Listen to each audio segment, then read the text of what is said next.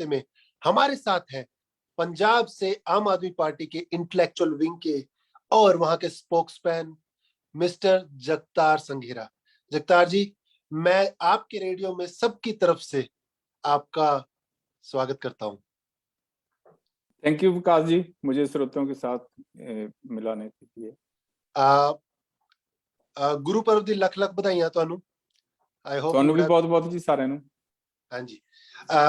तो जगतार जी, आम आदमी पार्टी का पंजाब के स्पोक्स पर्सन अपने आप में एक बहुत बड़ी अहमियत होती है।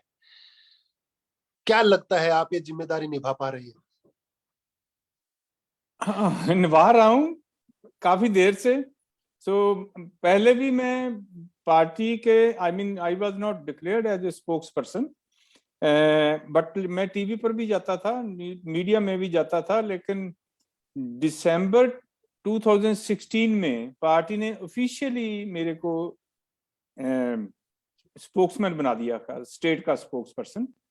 उस वक्त, उससे पहले मैं नकोदर से नॉमिनेट हुआ था इलेक्शन लड़ने के लिए, लेकिन पार्टी ने वहां से मुझे विदड्रॉ करके मुझे स्टेट का वाइस प्रेसिडेंट बना दिया था और स्पोक्समैन बना दिया था, क्योंकि स्टेट में पार्टी की कैंपेन चलाने के लिए बहुत कम लीडर रह गए थे।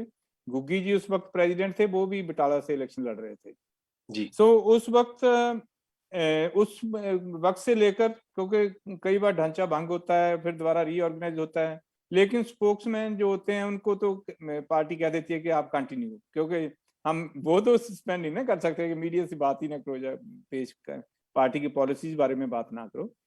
इसलिए मैं 1997 से ही एज ए स्पोक्समैन लगातार चल रहा हूँ। और अब पिछले कोई 8 महीने से पार्टी ने मुझे इंटेलेक्चुअल विंग का भी प्रधान बना दिया है। इससे पहले मैं लास्ट इलेक्शंस में एनआरआई सेल का भी प्रधान रहा, जो पंजाब का एनआरआई सेल को मॉनिटर करता था दुनिया भर में। जो पंजाब के एनआरआई सेल का मैं कोऑर्डिनेटर था, प्रधान था। तो आने वाले इलेक्शंस में क्या जगतार जी चुनाव लड़ रहे हैं? मैं इंटरेस्टेड हूँ नकोदर से लड़ने से। फिर दोबारा मेरे इलाके में जहाँ से मुझे विदड्रॉ कर लिया गया था, कोई और किसी को टिकट दी थी, इस वक्त भी मैंने अपनी इच्छा जाहिर की है। वो दावेदारी तो हमारी पार्टी में होती नहीं है, हम सब वॉलंटियर्स हैं। तो देखते हैं, अगर पार्टी चाहेगी मुझे लड़ाना तो I will be the happiest person. Otherwise it is up to PAC, political affairs committee, Arvind Kejriwal साहब, वो किसको वहां नॉमिनेट करते हैं, सिलेक्ट करते हैं। तो आपके हिसाब से पंजाब के इस समय अगर देखा जाए तो सबसे ज्वलंत मुद्दे, the burning most burning issues, top के 3 कौन से हैं जगतार जी? देखिए, टॉप के 3 तो बेसिकली तो ये है कि बेरोजगारी बहुत है, तरह तरह की डिमांड्स हैं। पंजाब बहुत मुश्किलों में डूबा हुआ है। हम ये नहीं कह सकते कि ये 3 ऊपर वाले हैं या वैसे हैं, लेकिन एक जो पिछली बार इलेक्शन में जो कांग्रेस ने वादे किए थे, उन्होंने सॉर्ट ऑफ आम आदमी पार्टी का मैनिफेस्टो ही चोरी करके थोड़ा ज्यादा बड़े बड़े वादे कर दिए, लेकिन पूरा एक भी नहीं किया। जो बर्निंग इश्यू है इन दिनों में लोगों में, वो है बेअदबी की घटनाएं, जो पहले पिछली इलेक्शन से पहले की हैं, श्रोमणी अकाली दल की सरकार के वक्त की हैं। गुरु ग्रंथ साहब की बेअदबी करने की कुछ शरारती अंसरों ने कोशिश की थी, आंग फाड़ कर जगह जगह खिला दिए थे। कुछ और भी बेअदबी की घटनाएं हुई थी, और उसके बाद शांतमयी लोग सतनाम वाहिगुरु जी का जाप करते हुए डिमांड कर रहे थे कि उन लोगों को बेनकाब किया जाए, सलाखों के पीछे डाला जाए, लॉ के अनुसार उन पर कार्रवाई की जाए। लेकिन ये करने की बजाय श्रोमणी अकाली दल की सरकार की पुलिस ने उन पर गोलियां चलाई, जिससे 2 सिख शहीद हो गए और बाकी लोग, काफी लोग, दर्जनों लोग फट्टड़ हुए। और उन्होंने इंसाफ नहीं दिया। ये मांग बहुत जोर फट गई थी, और आम आदमी पार्टी और कांग्रेस ने वादा किया था कि अगर हमारी सरकार आई तो हम इंसाफ देंगे। कांग्रेस पार्टी ने उस मुद्दे पर इंसाफ नहीं दिया। वो ये बहुत बर्निंग इशू है। और उसके बाद बेरोजगारी का मुद्दा है, एजुकेशन का मुद्दा है, हेल्थ के मुद्दे हैं, बिकॉज ये हेल्थ और जो स्कूल्स हैं, एजुकेशन के मुद्दे हैं, ये सरकारी तंत्र को नष्ट कर दिया है पिछली सरकारों ने। और माफिया राज का मुद्दा है, तरह तरह के माफिया चल रहे हैं, मींस करप्शन जोरों पर है। जैसे ट्रांसपोर्ट है, वो भी प्राइवेट लोगों की, जो तनाड़ लोग हैं, पॉलिटिशियंस हैं, असर सूख वाले लोग हैं, उन्होंने ट्रांसपोर्ट पर कब्जा किया हुआ है। शराब माफिया है, रेत बजरी माफिया है, और जो भी इनकम खजाने में आनी चाहिए, ट्रेजरी में आनी चाहिए सरकार के, वो लोगों की निजी जेबों में जा रही है। सो करप्शन बहुत जोर पर है।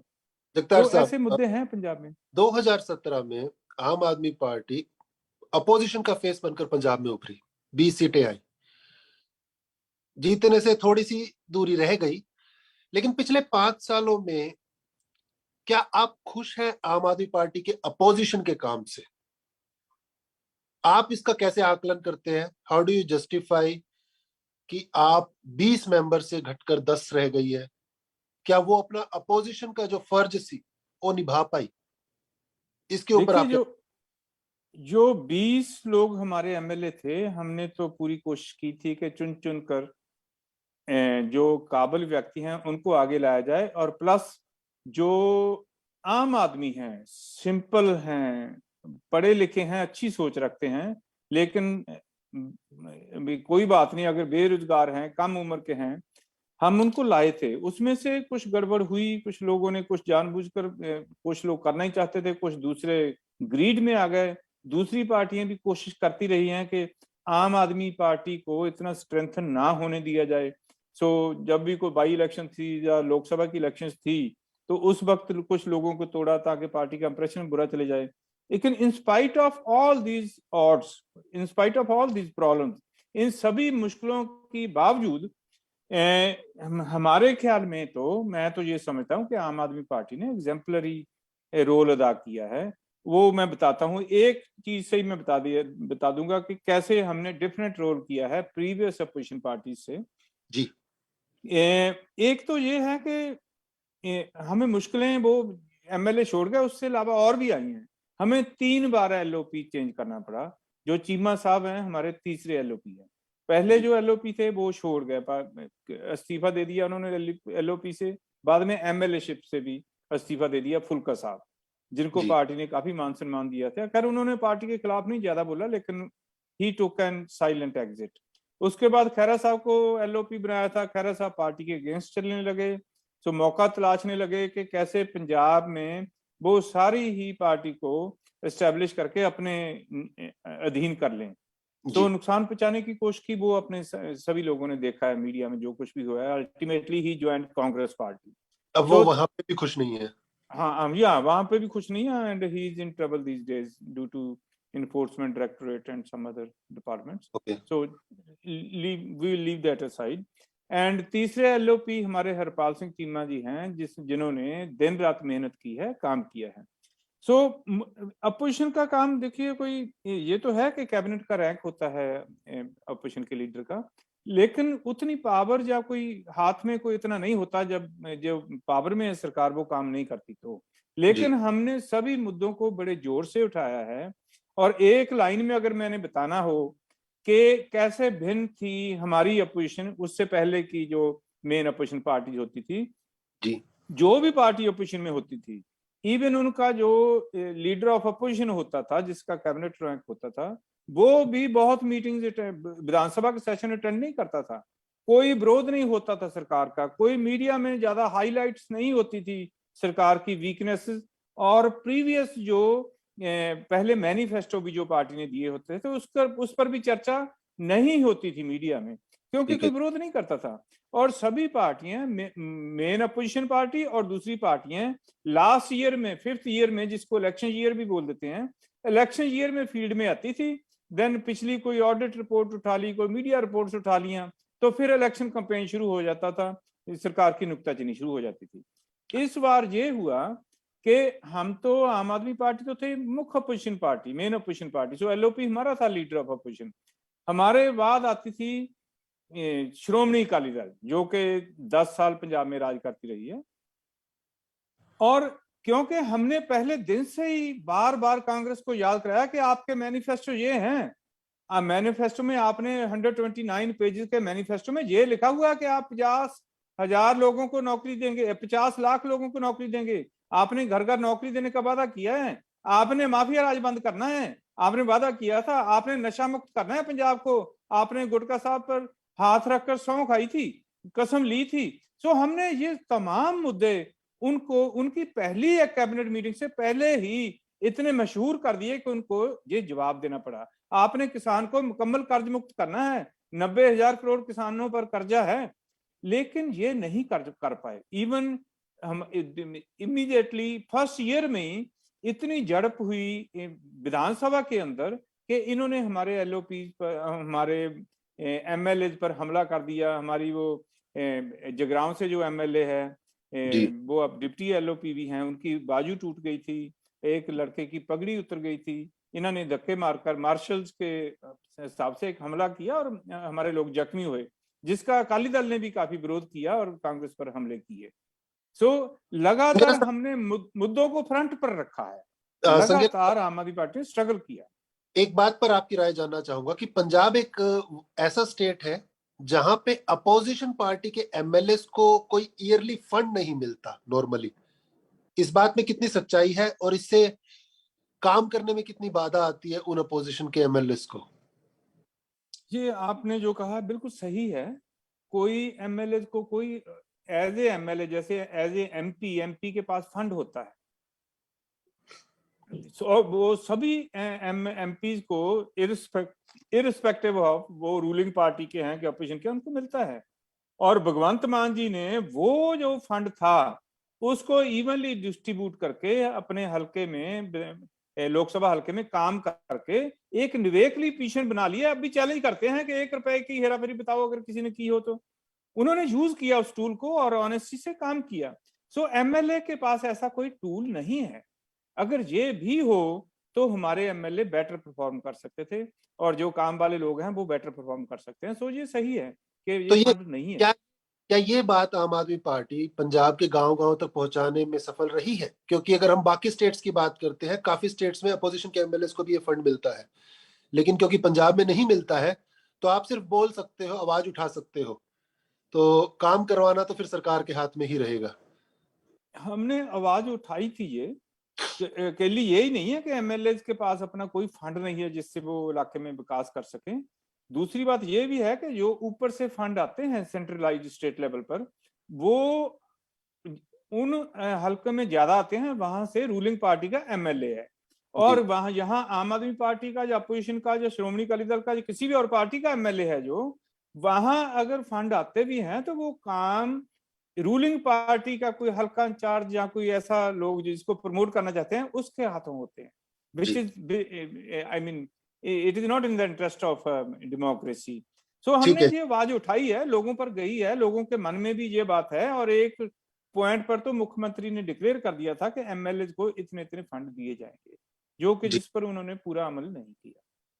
संघेरा साहब, थोड़ा सा पिछो चलते हैं, थोड़ा सा तुसी जलंधर तो थोड़ा सा आपकी जिंदगी के बारे में जानते हैं। आम आदमी पार्टी अपने थोड़ा मुझे अपने परिवार के बारे दसो, if you can tell us little bit about your family. ਤੁਹਾਡੇ परिवार च कौन कौन है?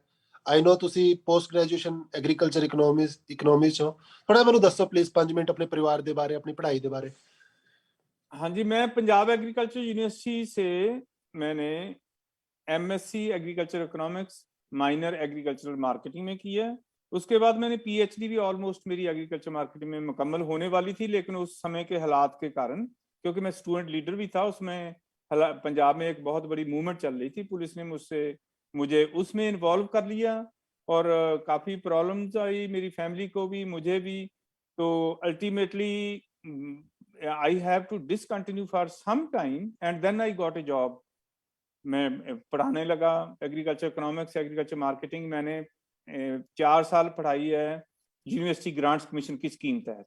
उसके बाद मैं पंजाब मंडी बोर्ड में डिस्ट्रिक्ट ऑफिसर बना, उसके बाद मैं डिप्टी जनरल मैनेजर बना। 25 ईयर्स मैंने एग्रीकल्चर मार्केटिंग, जो प्रमुख मुद्दा था पंजाब मार्केटिंग बोर्ड का, उसमें 25 ईयर्स की सर्विस है मेरी।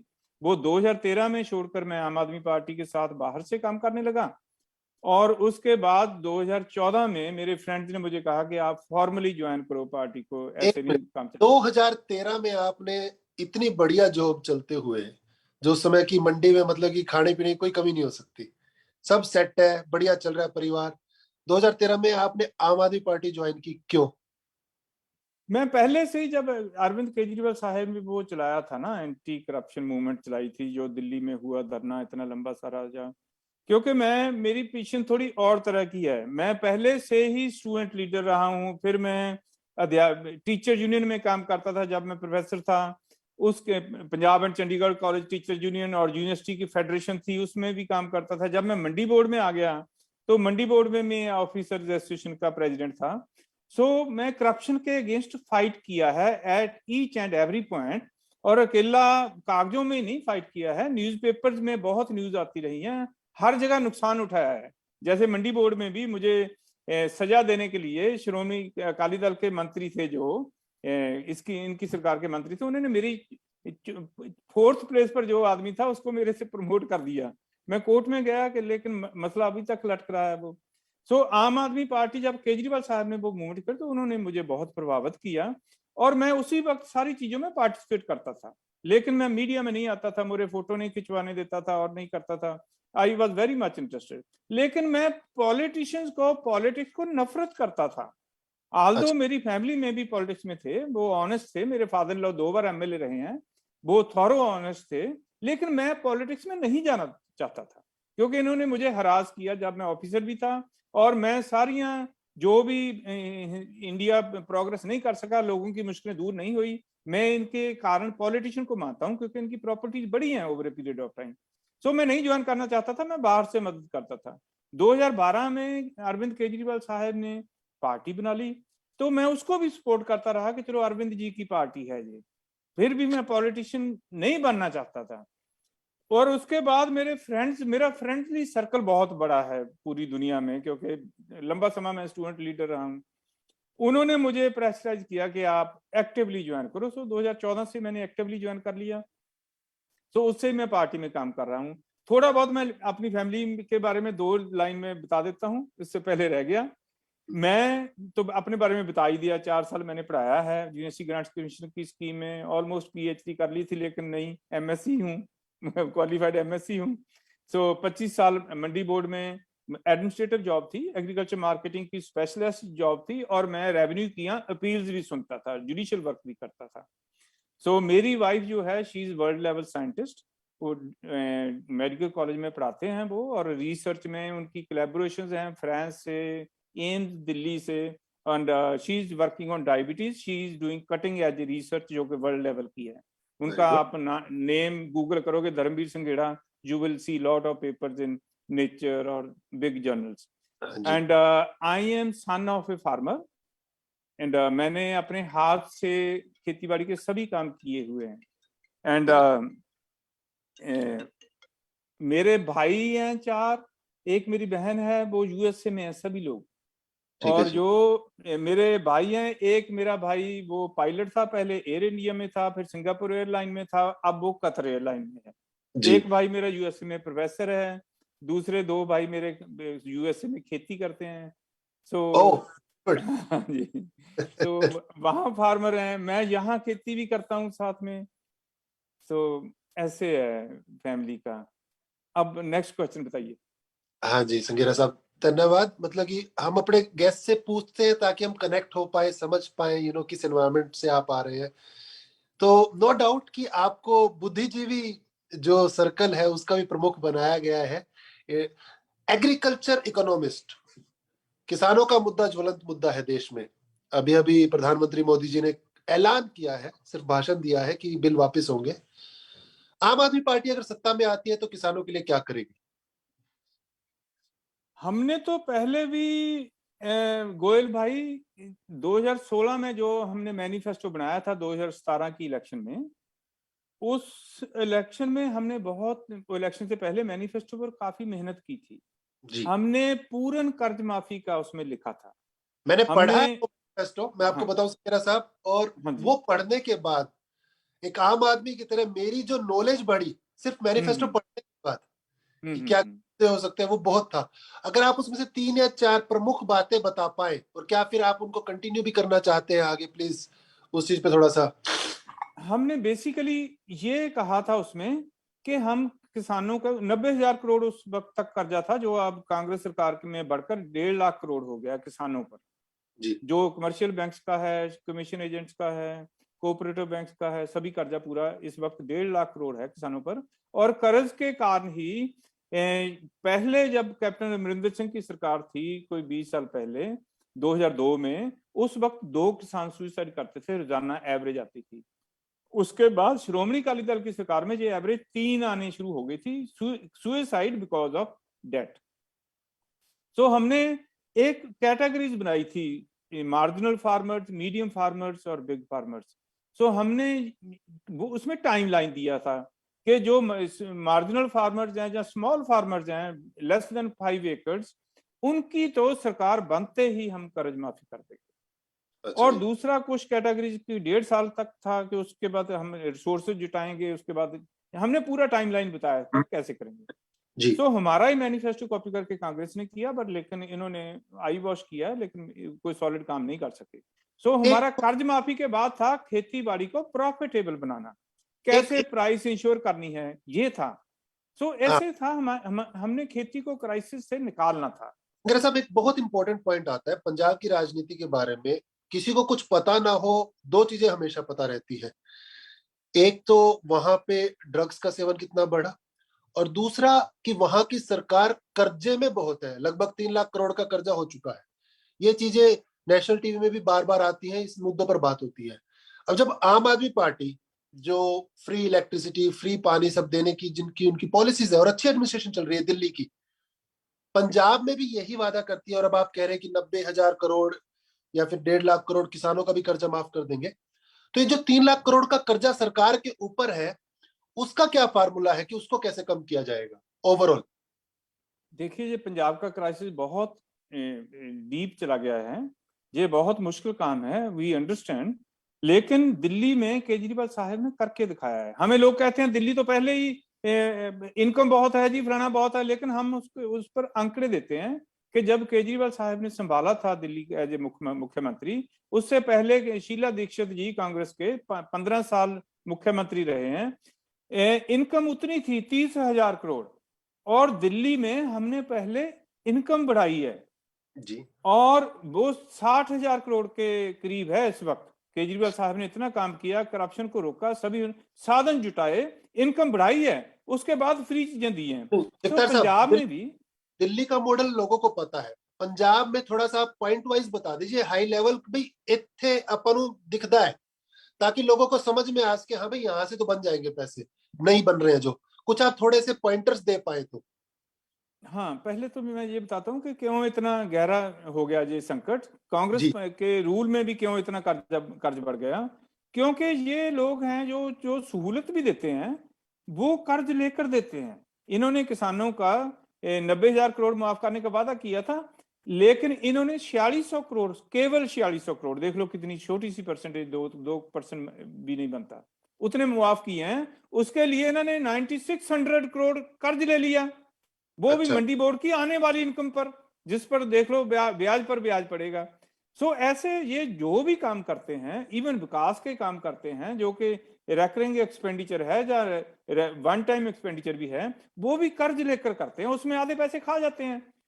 अगर 900 करोड़ किसी डेवलपमेंट के काम पर लगा है तो 400 करोड़ भी ऊपर लग जाएगा, तो बाकी तो पॉकेट्स में चला जाता है, पॉलिटिशियन और सीनियर ऑफिशियल्स की पॉकेट्स में। ठीक है। तो हम जो करेंगे, हम जो ये बता रहे थे ना, माफिया, ट्रांसपोर्ट माफिया सरकारी ट्रांसपोर्ट घाटे में, प्राइवेट ट्रांसपोर्ट है जो माफिया वालों की उनकी प्रॉफिट में, ऐसे ही रेत बजरी है जो उससे बहुत इनकम आ सकती है अगर हम उसको सरकारी बना दें, सरकारी डिपार्टमेंट बना दें, कारपोरेशन बना दें।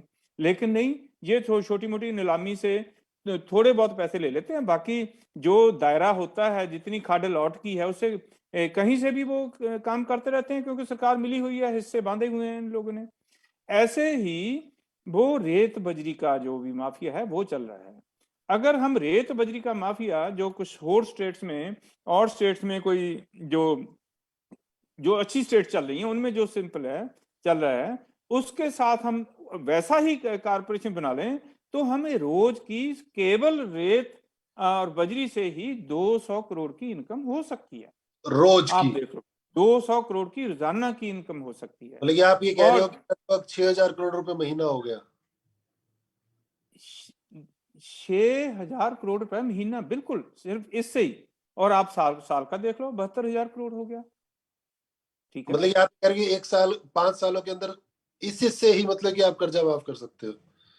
देखिए, मैं तो जो प्रोजेक्शन किया है, कुछ लोग मेरे से बहस करते हैं जहाँ या मैं उनको बोलता हूँ ठीक है, इससे ऊपर भी हो सकता है, नीचे भी हो सकता है, बट सी द क्वांटम। ये जो हमारे आंकड़े हैं ये सफिशिएंट रोशनी डालते हैं प्रॉब्लम पर और बिल्कुल। हमारे सोर्सेज पर कहां से आएगी। मतलब ऐसा ही केस गोयल भाई शराब माफिया का है, और ऐसा ही केस ट्रांसपोर्ट माफिया का है, ऐसा ही केस बाकी कुछ और डिपार्टमेंट्स का है। सो इससे हम अपनी इनकम बढ़ाएंगे। नंबर 2 पर जो करप्शन में पैसा जाता है, हम एक दिन में तो करप्शन कंट्रोल नहीं होती, लेकिन असर इमीडिएटली पड़ जाता है। मैं सरकारी ऑफिसर रहा हूं, यहां भी सरकारी ऑफिसर ऑनेस्ट जाता है जिस जिले में, उसमें करप्शन का ग्राफ अपने आप नीचे आ जाता है, खत्म नहीं होती, क्योंकि ऊपर वाले लेवल पर, सरकार के लेवल पर करप्शन चल रही है, क्योंकि करप्शन ऊपर से नीचे को आती है। सो हम करप्शन को कंट्रोल करेंगे, इनकम बढ़ाएंगे, कोई सिस्टम बनाएंगे जिससे कर्ज धीरे धीरे नीचे को आएगा। पहले तो हम ब्याज जो है वो इनकम से अदा करना शुरू करेंगे। ये लोग ब्याज जो देते हैं कर्ज पर, वो भी कर्ज लेकर देते हैं। इतना संकट गहरा हो चुका है। This is very serious. Sanghera कि साहब, जो हाँ जी, 2 चीजें हल्किया जी पूछूंगा। सारी सरकारें कर्ज में होती है तो ये कर्ज देता कौन है? ये थोड़ा सा लाइट। लोग, मैं देता हूं, आप देते हैं अपनी अपनी स्टेट में। So this is very unfortunate. हम जो टैक्स देते हैं, जो अगर मैं 2 चपाती खा ली, एक दाल खा ली, मेरा 100 रुपए का बिल बना, उस पर भी जीएसटी है, उस पर राइट। भी टैक्स नहीं, है। एक में सरकार के ऊपर जो कर्ज है, जो सरकार के ऊपर कर्ज है, वो कहाँ से लेती है नॉर्मली? वही मैं बता रहा हूं ना, कि जो हम टैक्स देते हैं स्टेट के राज के खजाने में आ गया, उस खजाने पर हमारे पर पैसा लगना था। हमारी रोड्स अच्छी होनी थी, हमारे स्कूल अच्छे होने थे, हमारी जो हेल्थ सिस्टम है वो अच्छा होना था। लेकिन वो तो जितना भी पैसा है वो तो या तो सैलरीज में चला जाता है, या फिर कर्ज अदा करने में चला जाता है। अच्छा। सो वो हमें तो सहूलत मिलती नहीं है। जी। ये गवर्नमेंट जो है ये एक तरह की मैनेजिंग कमेटी है, जिसने मैनेज करना है हमारे लिए। हम वोट डालते हैं, आम लोग वोट डालते हैं, और हम पूल करके सिस्टम बना है, उससे टैक्स अदा करते हैं कि भाई हमारी स्टेट को संभालो, अच्छा काम करना, हमारे स्कूल अच्छे होने चाहिए, बच्चों की एजुकेशन अच्छी हो, हेल्थ सिस्टम अच्छा हो, चोरी बोरी ना हो, लॉ एंड ऑर्डर की स्थिति ठीक हो, हमारे स्टेट को स्वर्ग बना दो, हमारी स्टेट को प्रोग्रेस करो, ऊपर को जाएं, सभी लोग खुश हों, सभी लोग काम करें। सो ये लोग अपनी पॉकेट्स भरने शुरू कर देते हैं। ये they are proved poor manager. जब वोट लेनी होती हैं उस वक्त तो हाथ जोड़कर आ जाते हैं, सभी बात मानते हैं, जैसे आज कल मुख्यमंत्री चन्नी साहब ड्रामे कर रहे हैं हर तरह के वोट लेने के लिए, लेकिन बाद में ये डिक्टेटर बन जाते हैं, हमारे बॉस बन जाते हैं, जो कि नहीं है। अदरवाइज इनका नाम है पब्लिक सर्वेंट्स, लोगों के नौकर हैं ये, जो अपनी ड्यूटी नहीं निभाते। सो हमारे पैसे से ही कर्ज अदा कर दिया, या और कर्ज लेकर उसमें भी कुछ खा लिया, कुछ बांट दिया, ऐसे करते हैं ये लोग। सो संगीरा ये साहब, हमारे से जाता है, हमारी पॉकेट से जाता है, हम ही कर्जाई होते हैं। अब हम लास्ट के सेक्शन पर आते हैं जिसमें हम चुनाव की ओर चलेंगे। पंजाब में चुनाव की तैयारियों की तरफ आम आदमी पार्टी कहाँ खड़ी है। मैं एक क्वेश्चन आपसे पूछूंगा और फिर उसके बाद जनता से अपील करूंगा कि आपसे क्वेश्चन पूछे। क्या लगता है आपको, पंजाब में आम आदमी पार्टी की कितनी सीटें आ रही हैं? देखिए, अभी मैं ज्योतिष में यकीन नहीं करता, इसलिए मैं एग्जैक्ट नहीं बता सकता। लास्ट टाइम हम जो बता रहे थे उससे भी कुछ लोग हमारे पर तंज कसते हैं, लेकिन वो ठीक था क्योंकि वो सर्वे पर था जो भी आ रहा था लास्ट 2070 की इलेक्शन में।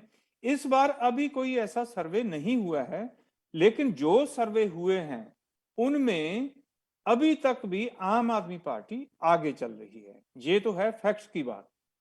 सो लगता है कि हम सरकार बनाएंगे। I am very much confident, because exact figure तो मैं नहीं बता सकता, लेकिन आज के दिन हमारा ग्राफ सबसे ऊपर है। क्या बिना कांग्रेस बहुत ड्रामे कर रही है। क्या बिना सीएम कैंडिडेट अनाउंस किए सरकार बना सकती है आम आदमी पार्टी पंजाब में? क्या लगता है आपको? नहीं, हम करेंगे अनाउंस, हम करेंगे अनाउंस। तो आपको ये पता बात ये है, आपको कुछ पता मी है इतना, हाँ, देखो बड़ी ये तो अंदर दी बात है, तुम इंटेलेक्चुअल विंग दे भी हो। ये खबर आप हमें ही बता दीजिए, पूरी दुनिया जानना चाहती है कि कौन बनेगा आम आदमी पार्टी का सीएम फेस। आप बता देखिए, दीजिए।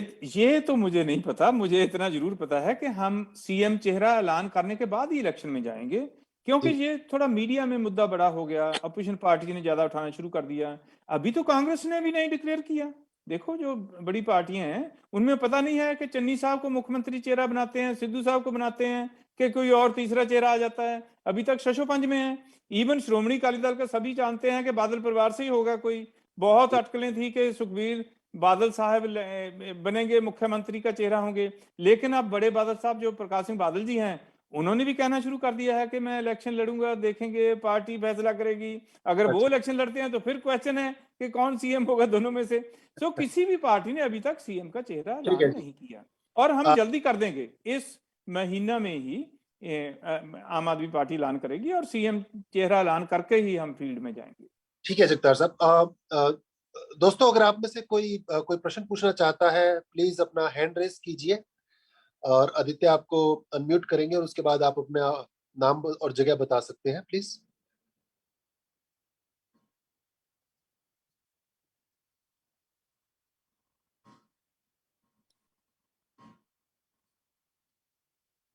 नाम हाँ जी। नाम और लोकेशन बताइए प्लीज।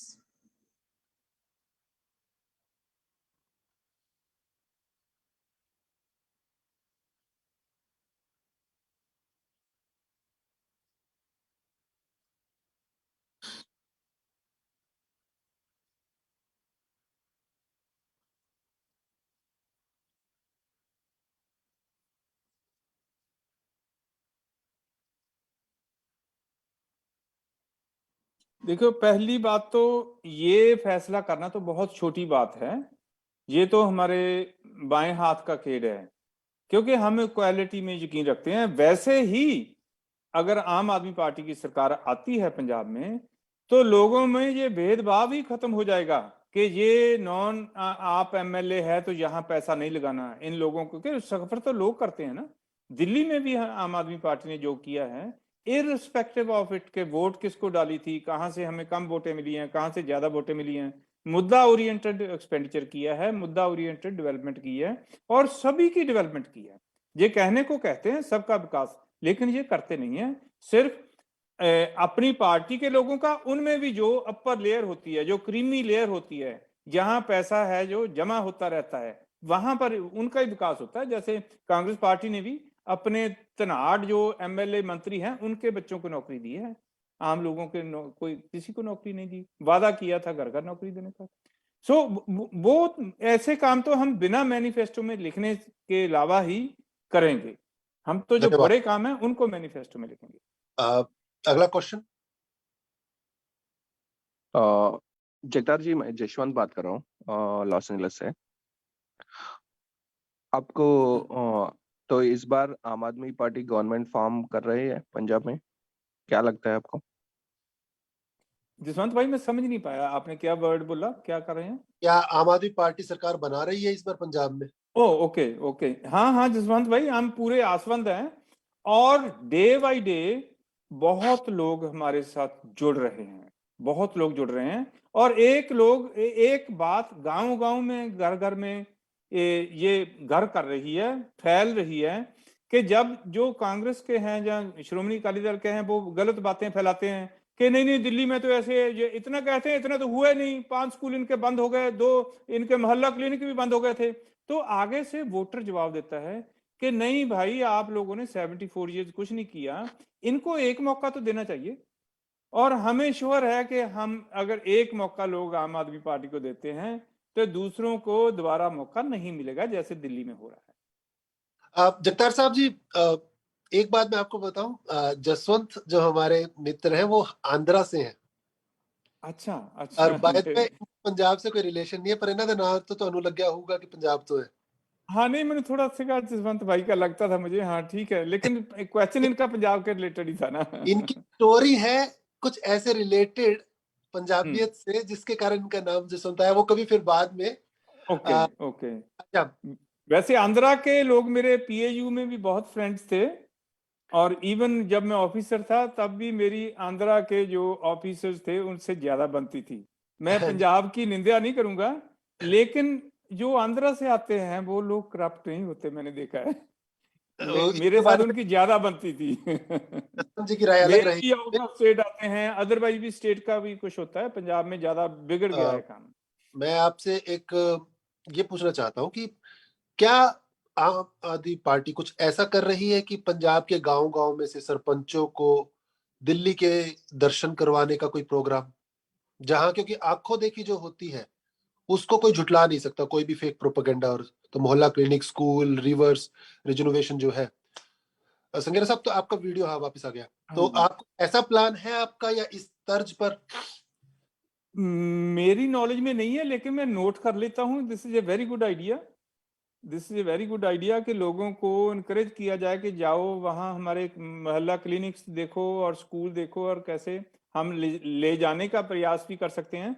लेकिन एक बात जरूर है, क्योंकि पंजाब से बहुत लोग बाहर जाते हैं, दिल्ली से तो वो जाते ही जाते हैं एयरपोर्ट पर, ज्यादा दिल्ली के एयरपोर्ट से ही जाते हैं, और दिल्ली वैसे भी पंजाब के लोगों का आना जाना बना रहता है, और things are travelling much faster than to any other state. Delhi से पंजाब का ज्यादा फासला नहीं है, काफी बातें दिल्ली से पंजाब में ट्रेवल करती हैं कि वहां तो ऐसा हो रहा है, पंजाब में क्यों नहीं हो रहा, ये है। लेकिन ये आपकी बात बढ़िया है कि अगर पंजाब के लोगों को टूर करवाया जाए, जो आंखों से देख लिया वो मन में घर कर देता है।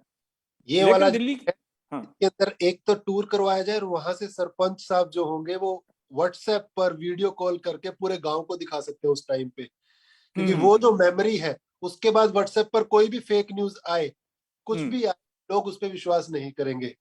इस पर वेरी अगर गुड आइडिया। है तो अच्छा। अगला सवाल हमारे दर्शकों श्रोताओं की तरफ से अगर कोई है तो प्लीज। मनीष बोल रहा हूँ पेंसिल्वेनिया से। मेरा जी मनीष जी।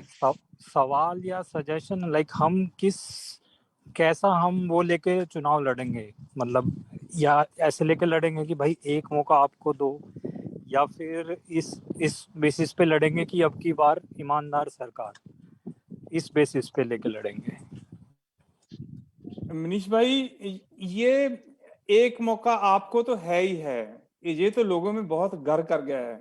और जो दूसरा है, इसकी बार आपकी सरकार, ईमानदार सरकार की जो बात है वो तो गिवन है, हमारी पार्टी का तो बर्थ ही एंटी करप्शन के अगेंस्ट हुआ है। सो वो तो हमारा है ही है ना स्लोगन, जो करप्शन दूर करने का, वो तो अब हमारा बेसिक है, उसको तो हमें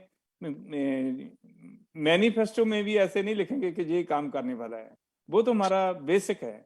सो पेंसिल्वेनिया में आप कहाँ रहते हैं मनीष भाई? जी मैं ये फिलाडेल्फिया से आई थिंक 40 मिनट इधर क्या कहते हैं कॉलेजविल में रहता हूँ। Okay okay. मैं फिलाडेल्फिया घूमा से। हूँ पेंसिल्वेनिया में, काफी बहुत अच्छी स्टेट है। पिट्सबर्ग में मैं रहा हूँ थोड़ी देर। जी पिट्सबर्ग तो यहाँ से थोड़ा दूर है, 4-5 घंटे। हाँ जी, I understand, it is on the other side, Philadelphia is on the other side. हाँ जी। तो मेरा एक और एक्चुअली सॉरी, मेरे एक्चुअली 2-3 सवाल थे। एक और हाँ मैं एक और सवाल पूछना चाहता हूँ कि फार्मर्स को लेके अरविंद जी ने आई नो उन्होंने प्रॉमिस की है कि हम किसानों का खुदकुशी होनी बंद हो जाएगी। तो मुझे लगता है स्वामीनाथन के साथ साथ हमें इंस्टेड ऑफ स्वामीनाथन हमें क्या कहते हैं दुगना, किसानों को दुगने दाम की प्रॉमिस करनी चाहिए कि जितनी उनकी लागत हम उससे डबल देंगे, because they has been harassed for so long time. अब उनको एक राहत देने का समय आ गया, तो उनको एक राहत मिलेगी, जितनी उनकी लागत है उससे हम उनको दुगना देंगे। हाँ जी मनीष भाई, वेरी गुड आइडिया, मैं पहुंचा दूंगा टीम्स पर। हमारी टीम्स काम कर रही हैं, इस बार हमने मैनिफेस्टो में एग्जैक्टली क्या लिखना है, क्योंकि स्थिति तो पहले से भी बदतर हो गई है, पहले से भी माड़ी हो गई है। तो हमारी टीमें काम कर रही हैं, हम कुछ पूरा डिस्क्लोज नहीं करना चाहते, लेकिन हम एमएसपी पर भी सोच रहे हैं कि किन किन क्रॉप्स पर state MSc I mean minimum support price जो है, सूबा स्टेट अपने लेवल पर कितना दे सकती है, कितना हमें देना चाहिए नहीं देना चाहिए। अदरवाइज तो ये सेंटर का सब्जेक्ट ही माना गया है ना, क्योंकि पीडीएस से जुड़ा हुआ पब्लिक डिस्ट्रीब्यूशन सिस्टम से, और सेंटर के पास ज्यादा फंड्स होते हैं। लेकिन हम उस पर भी काम कर रहे हैं। हम उसका बेसिक वही है कि किसानों को कर्ज मुक्त किया जाए और खेती को ये इस डंप से निकाला जाए, इसको प्रॉफिटेबल बनाया जाए, किसानों की, मजदूरों की, लैंडलेस लेबरर्स की हालत वो सुधारी जाए। सो पहले तो डेट से निकालना है, बाद में उनको सर्वाइवल लेवल के ऊपर लेकर जाना है धीरे धीरे। तो संघेरा साहब, ठीक है जी, thank you.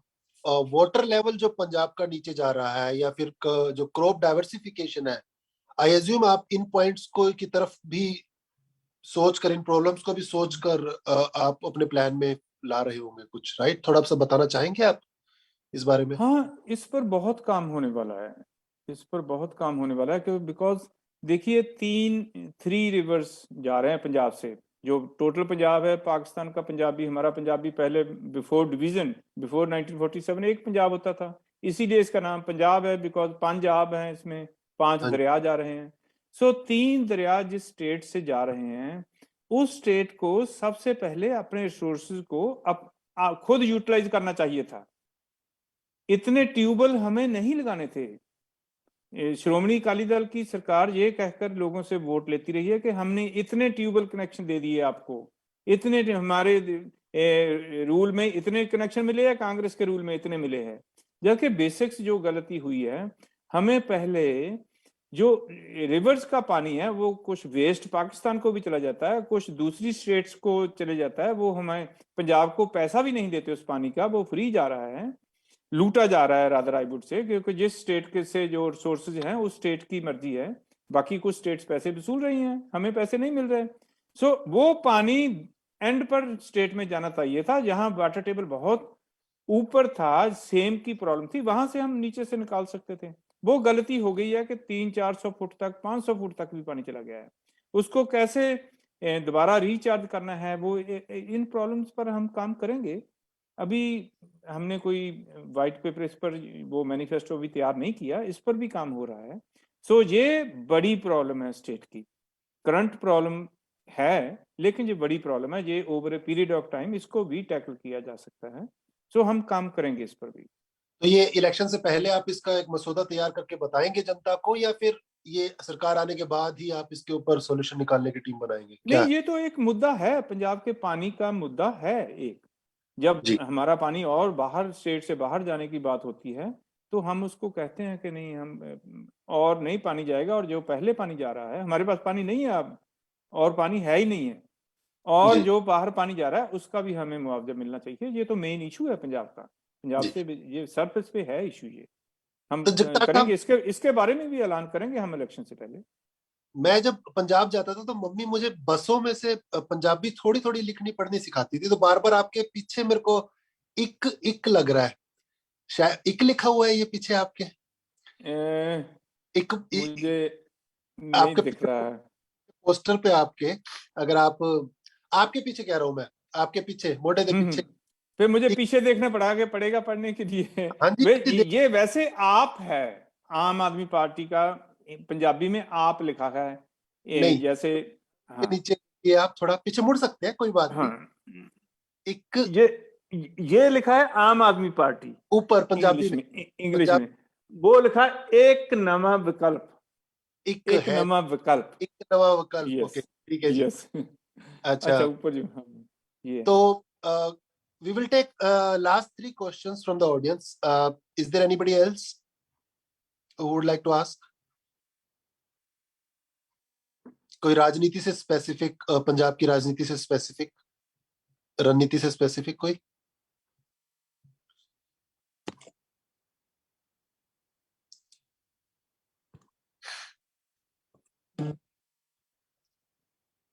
Ji ji, ready.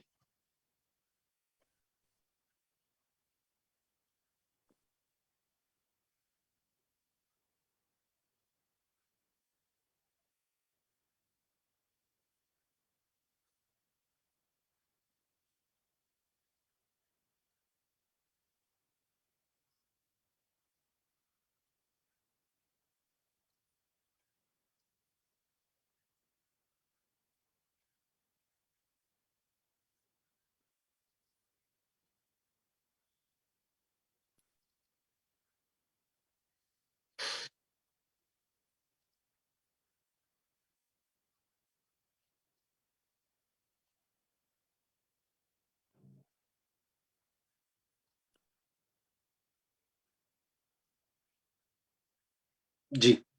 देखिए, इस पर कोई कंप्रीहेंसिव प्रोग्राम अभी तक नहीं है, लेकिन आइसोलेटेड एक्शंस हैं जहां पर वाटर सप्लाई की, कितने गांव में वाटर सप्लाई की स्कीम शुरू करनी है या जो भी है, पूरा स्टेट लेवल का कोई अभी रोड मैप नहीं है।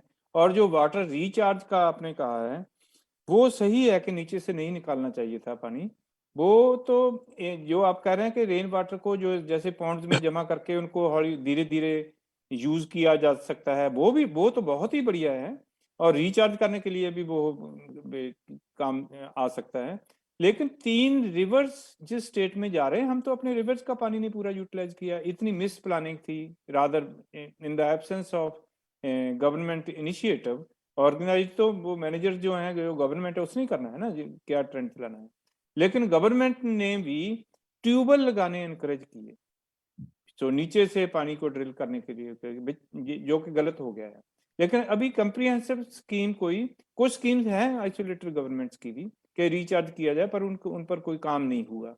लेकिन कोई कंप्रीहेंसिव स्कीम बड़े पद्धर पर अभी पंजाब में नहीं है।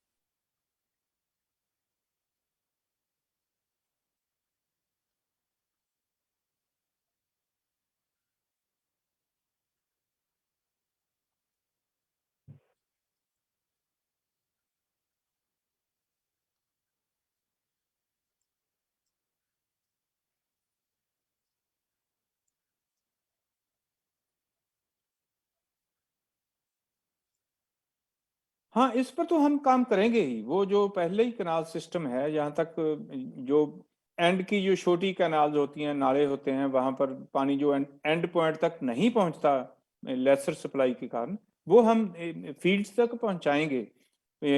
जो भी रिवर वाटर यूज किया जा सके उसको मैक्सिमाइज करेंगे, रिचार्ज का भी करेंगे। ये तो हम अपनाएंगे। सभी डिपार्टमेंट्स जो है ना, वो अपना काम पूरी एफिशिएंसी के साथ करेंगे। ये तो इरिगेशन का पूरा डिपार्टमेंट है पंजाब में, सो उन्होंने अपनी ड्यूटी नहीं निभाई। एंड टेल तक पानी नहीं जाता था हर जगह पे।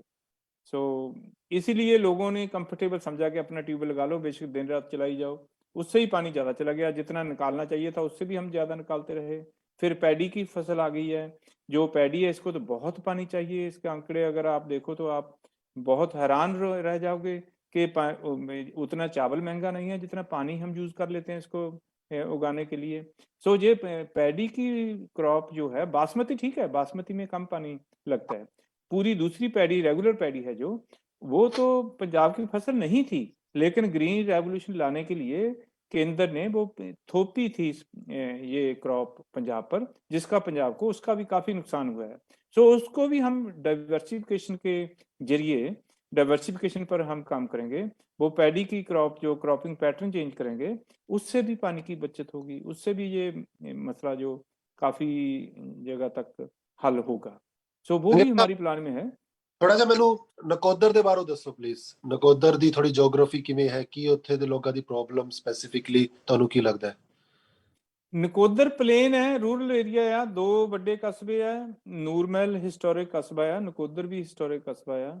ਤੇ ਇਹਨਾਂ ਤੋਂ ਬਾਅਦ ਬਿਲਗਾ बड़ा गांव है, वहां भी म्यूनिसिपल कमेटी बन गई है। So rural area basically plain है, एग्रीकल्चर है, फर्टाइल है, ज्यादा लोगों का कितना है एग्रीकल्चर, चाहे एग्रीकल्चर में मजदूरी। जो कस्बे हैं उनमें रेगुलर जो बिजनेस होते हैं, छोटे से बड़े बिजनेस तक सभी हैं, लोग मेहनती हैं सभी। लेकिन जो प्रॉब्लम सारे पंजाब में है, वो कोई भी ऐसी प्रॉब्लम नहीं है जो नकोदर में नहीं है। सबसे बड़ी प्रॉब्लम तो है स्कूल जो गवर्नमेंट स्कूल्स थे, वो इन्होंने एक तरह से उनको बिगाड़ दिया है। प्राइवेट स्कूल महंगे हैं, आम आदमी का बच्चा वहां नहीं फीस अफोर्ड कर सकता। सो नूरमहल की मैं आपको एग्जांपल दूंगा कि इतने सालों से लोगों ने बहुत मेहनत की, बहुत मुद्दे उठाए, लेकिन वहां एक स्कूल ही, हाई स्कूल ही इकट्ठा नहीं बन सका।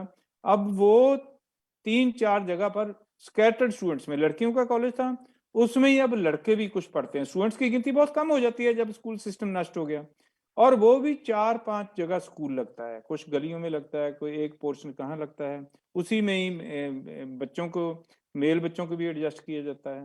मतलब इस शताब्दी में हम ये कह रहे हैं कि पंजाब के एक जाने माने प्रांत के अंदर हाई स्कूल नहीं है बच्चों के लिए ढंग से। सरकारी? हाई स्कूल है, लेकिन इन्होंने वो हाई स्कूल जो है उनको खराब कर दिया। उनमें जो बच्चे हैं बहुत एजुकेशन सिस्टम है, टीचर्स नहीं है पूरे, आई मीन एजुकेशन का लेवल बहुत नीचे चला गया है। सो जिनके पास भी थोड़े बहुत भी पैसे होते हैं, उसकी फर्स्ट प्रायोरिटी ये होती है कि मैं प्राइवेट स्कूल में फीस देकर अपने बच्चे को वहां पढ़ाऊं। जैसे हमने दिल्ली में स्कूल अच्छे किए हैं, अगर ये अच्छे स्कूल हो जाएंगे तो लोग वापस आना शुरू हो जाएंगे। एजुकेशन बहुत महंगी हो गई है। दूसरा ये है कि जो प्राइवेट जो प्राइमरी हेल्थ केयर सेंटर थे सरकारी, उनका भी काम वैसे ही हो गया है। अब बिल्डिंग खड़ी है, डिग भी सकती है, वहां डॉक्टर नहीं है, डॉक्टर है तो मेडिसिन नहीं है, वो भी सारा प्राइवेट। छोटी सी छोटी बीमारी के लेकर भी आपको या तो बड़े हॉस्पिटल में जाना पड़ेगा या किसी महंगे डॉक्टर में या सिटी में जाना पड़ेगा। सो ये दोनों नष्ट कर दिए इन्होंने प्लान्ड तरीके से। प्राइवेटाइजेशन करने के लिए जो सरकारी सिस्टम था उसको खोखला कर दिया। संघेरा साहब, ये बड़ी प्रॉब्लम है, सबसे बड़ी प्रॉब्लम है। दूसरी तो है ही, सड़कें नहीं ठीक हैं, वो पूरा पैसा नहीं लगता, आधे पैसे लगते हैं, टूट जाती हैं जल्दी। सिटी में भी वहीं सीवरेज पड़ा है, दोबारा फिर सीवरेज पा रहे हैं। आई मीन किसी भी मुश्किल को अच्छे तरीके से हल नहीं किया। अभी तक भी नकोदर में ही मैं देख रहा था कि डेंगू से काफी मृत्यु हुई है। एक तो 21 साल के 23 साल के लड़के की मृत्यु हुई है, जो कुछ दिनों में ही कनाडा आने वाला था डेंगू से। मच्छर है एक, आप नालियां खुली होंगी, ड्रेन्स खुली होंगी तो मच्छर तो पैदा वहां होगा ही होगा। सो एक वो भी अभी तक हम नहीं कर पाए। और नकोदर सबसे बड़ा कस्बा है, नकोदर के नाम से हल्का है। नूर महल बड़ा कस्बा है और वहाँ अच्छे अच्छे लोग रहते हैं, मेहनती लोग रहते हैं, पैसे वाले भी रहते हैं, मजदूर भी रहते हैं, बड़ा भाईचारा है आपस में लोगों का। लेकिन वहां पर भी ड्रेन जो हैं वो खुली हैं, पूरा सीवरेज का सिस्टम एपुरेट नहीं है, गार्बेज फेंकने के लिए भी कोई प्रॉपर जगह नहीं है, मैनेजमेंट नहीं है, सफाई कर्मचारी हैं जो उनको पूरी तनख्वाह नहीं मिलती। पिछले 10 साल से वो 5-5 हजार से 8-8 हजार से काम कर रहे हैं, किसी ने उनकी तरफ ध्यान नहीं दिया। म्यूनिसिपल कमेटीज जो हैं वो ऑनेस्ट हैं लोग, चाहे वो कांग्रेस के हैं या श्रोमणी अकाली दल के हैं, मैं वो नुक्ताचीनी में नहीं अड़ूंगा। Most of them are very good people, but पैसा ही नहीं है। जो पैसा आता है वो पॉलिटिशियन ने अपने हिसाब से लगाना होता है। जैसे मैं नाम नहीं लूंगा, किसी ने वो जो टाइल लगानी है नीचे, उसने अपनी फैक्ट्री ले लेनी है, जहाँ कहीं कमीशन सेट कर लेना है, आधे पैसे लगेंगे, तो काम भी वैसा ही होगा फिर। संघेरा साहब, धन्यवाद हमारे साथ जुड़ने के लिए। आपने पंजाब के ज्वलंत मुद्दों पर बात की। हमारी शुभकामनाएं रहेंगी आपके इस राजनीति के संघर्ष में, और आप लोगों की सेवा में ऐसे ही जुटे रहें, और हम आपसे लगातार प्रश्न पूछते रहेंगे। लेकिन जाने से पहले एक रिवाज है यहाँ का अभी कि जाते हुए आपको कुछ पंक्तियां, कुछ या तो अगर आपकी पसंद का कोई गीत, कोई शायरी आप सुनाना चाहें, हमारे दर्शकों के साथ जुड़ना चाहें तो प्लीज। पहले तो आप लोगों का बहुत बहुत धन्यवाद गोयल साहब, आप लोगों ने मुझे श्रोते के रूबरू किया। दूसरी बात यह है कि मैं लेक्चर सुना सकता हूँ। हाँ जी, जब मैं स्टूडेंट था तो मेरे पर पुलिस केस दर्ज हुआ था कि मैंने भड़काऊ तकरीर की है। जब मैंने लेक्चर किया तो जो स्टूडेंट्स थे वो हिंसक हो गए, उन्होंने पुलिस स्टेशन को घेर लिया, जिन विद्यार्थियों को हमने लाए थे उनको वो छुड़वा कर ले गए। सो मैं लेक्चर तो कर सकता हूँ, लेकिन ये कुछ पंक्तियां सुना देता हूँ, वो भी मुझे अच्छी तरह याद नहीं है, लेकिन मैं सुना देता हूँ। जी जी। आप ढोलकी बजा लेते हो? ढोलकी आप जैसे गाते हैं वैसे ही मैं भी ढोलकी बजा लूंगा जी। हाँ, वो वही है ना, जैसे आप ढोलकी नहीं बजा सकते, मैं गा नहीं सकता, लेकिन फिर भी संतराम उदासी लोक कवि हुए हैं पंजाब में, बहुत मशहूर है उनका नाम। तो उनकी मैं बता देता हूँ, चलो थोड़ा बहुत मैं कोशिश करता हूँ लय में बोलने की।